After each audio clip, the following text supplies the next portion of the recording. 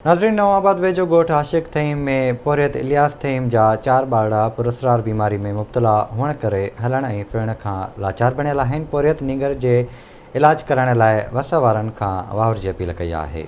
Report कर रहा है मोतीराम।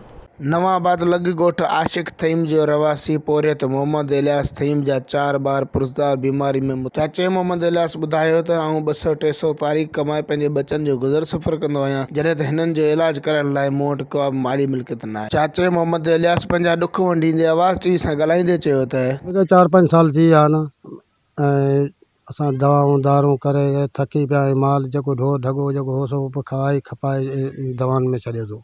महांगाई दौर थी वियो आहे, इन जा असां हींअर 2 किलो अटो बि नथा वठी सघूं।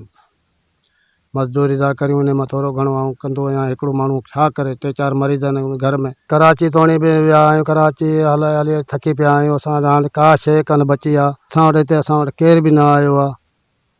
शादी शादिया मरीज़ खे बि चई अपील था करियूं त असांजी माली मदद करे छोकिरनि जो इलाज वीचारनि जो थी वञे। जब भी गरीब आहे, हलण फिरण खां लाचार आहियां। हा, ॿिया ॿार रांदि करंदा, ऐं जाम रांदि रहिया। 5 साल खां वठी आऊं खट ते पियो आहियां। ॿिया ॿार रांदि करण रोयां थो। ये मुझे भी गरीब आहे, मजदूर आहे, मजदूरी करे उहे वठी असां खाऊं था, दवा लाइ पैसो कोन आहे। चाचे मोहम्मद इलियास वॾे वज़ीर मुराद अली शाह, अदी साज़िया तामरी, जाम शबीर अली खान ऐं ॿियनि वस वारनि खां इहा अपील कई आहे त हिननि जो इलाज कराए वञे, जीअं ही हिकु भेरो ॿीहर हली फिरी सघनि। कैमरामैन टीम सां गॾु मोतीराम, आवाज़ TV न्यूज़, नवाबाद।